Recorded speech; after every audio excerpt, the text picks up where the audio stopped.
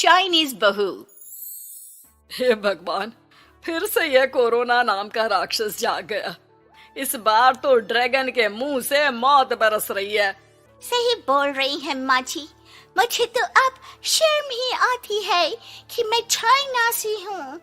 न जाने क्या क्या खाती हैं, कैसी कैसी बीमारी फैलाती हैं। अरे बहू, लेकिन वहीं से तो तू भी आई है ना मेरी लाडो।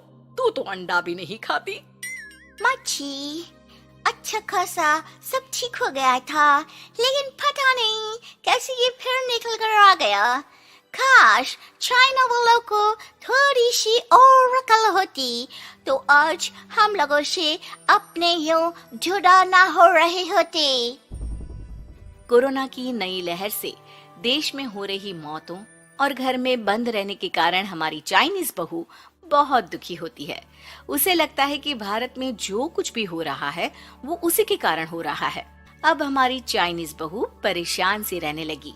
अरे क्या बात है मेरी चाइनीज गुड़िया, आज तू एक्सरसाइज नहीं करेगी? अरे ना तो तूने जूस पिया है। क्या हो गया लाडो? कुछ नहीं मम्मी जी, बस अच्छा नहीं लग रहा। लोग मर रहे हैं और मैं जूस पीऊं। माँ जी, चाइना से आई ये महामारी और मैं भी तो चाइना से ही आई ना। अरे अरे बेटा, ऐसा ना सोच। सास पूरी कोशिश करती कि वो चाइनीज बहू को समझाए कि इस बीमारी के लिए वो खुद को दोषी ना समझे, लेकिन माँ जी, मैं आज खाना नहीं खाऊंगी। अब सबका खाना बना दिया है। मैं कमरे में जा रही हूँ, प्लीज डिस्टर्ब मत करना। सास ने अपनी हंसती खेलती बहू का ये रूप तो कभी देखा नहीं था, लेकिन करती भी तो क्या। अगले दिन सुबह सुबह, अरे ये पूरे घर से स्वादिष्ट खाने की महक आ रही है। ये कौन है जो चाय बनने के वक्त लंच बनाकर तैयार कर रहा है? वो किचन में आती है जहाँ चाइनीज बहू ने शुद्ध वैष्णव खाना तैयार कर रखा था। अरे बहू, सोई नहीं क्या जो इस वक्त इतने प्रकार का खाना बना लिया? हाँ हाँ माँ जी, क्या करे, जब दिल में बोझ हो तो नींद नहीं आती। तभी तो मैंने सोचा मैं गरीब और जरूरतमंद लोगों को खाना पहुंचा दूंगी। वो ढेर सारा खाना रोज बनाती और गरीब और बेसहारा लोगों में बांटती। क्या कर रही है बहू? कितने दिनों से देख रही हूँ तू अच्छे से सोती भी नहीं है। क्यों कर रही है लाडो? क्या करूं माँ जी, मेरे देश के लोग जीवन की लड़ाई लड़ रहे हैं और मैं सो जाऊं, मुझसे नहीं होता। एक दिन चाइनीज बहू पीपीटी किट पहनकर खड़ी होती है। अरे ये क्या बेटा, खाना देने जा रही है या लड़ाई लड़ने? माँ जी, मैं कुछ दिनों के लिए घर नहीं आऊंगी। मैंने सोचा है कि मैं घर से बाहर रहकर कोरोना के मरीजों की देखभाल करूंगी। ओ प्लीज प्लीज आप मुझे रोकना नहीं। नहीं नहीं बहू, ये तो तूने बहुत ही नेक काम सोचा है। बस बेटा तू अपना ख्याल रखना। बहू वहाँ से चली जाती है, लेकिन सास की रोज फोन पर बहू से बात होती। घर पर क्या है माँ, क्यों भेज दिया तूने उसे? बाहर कितना खतरा है, उसे कुछ हो गया तो? अरे बिल्कुल चिंता ना कर, उसने सारे नियम कायदे को फॉलो किया है। अरे वो बिल्कुल ठीक रहेगी। और अगर मैं उसे मना कर देती ना तो उसकी अंतरात्मा उसे सोने नहीं देती। तू तो सारा दिन घर से ऑफिस का काम करता, लेकिन मैंने देखा है उसे कितना परेशान रहती थी कुछ दिनों से। हाँ वो भी है। उधर चाइनीज बहू लोगों का खूब ख्याल रखती, उन लोगों तक खाना पहुंचाती, उनके बच्चों की देखभाल करती। एक दिन बहू अपनी सोशल साइट देख रही थी तो उसे दिखता है कि एक आदमी ने बच्चों की देखभाल के लिए पोस्ट डाली है। बहू उसे फोन करती है।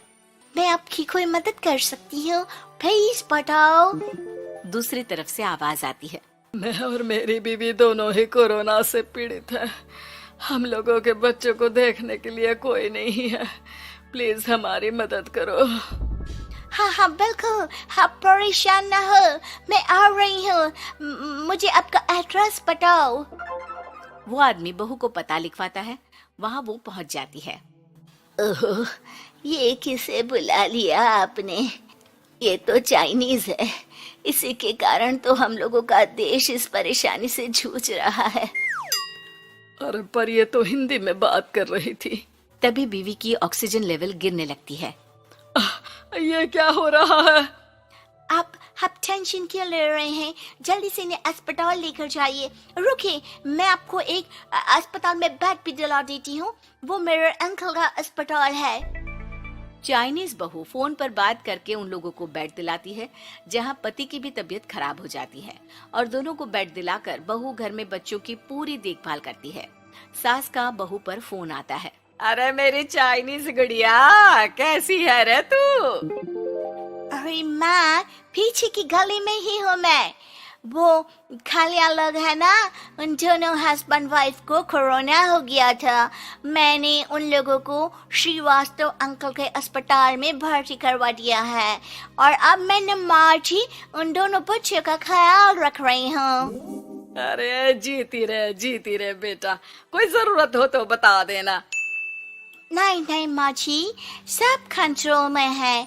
बस इन बच्चों के माँ बाप ठीक होकर घर आ जाए। अच्छा माँ, इन लोगों के घर का फोन बज रहा है, मैं आपको थोड़ी देर बाद कॉल करती हूँ। लैंडलाइन में घर के मालिक का फोन था। हम लोगों की जिंदगी का कोई भरोसा नहीं है। यहाँ इलाज महंगा है और हम लोगों के पास पैसे नहीं है। जितना इलाज हो सकेगा उतना ही होगा।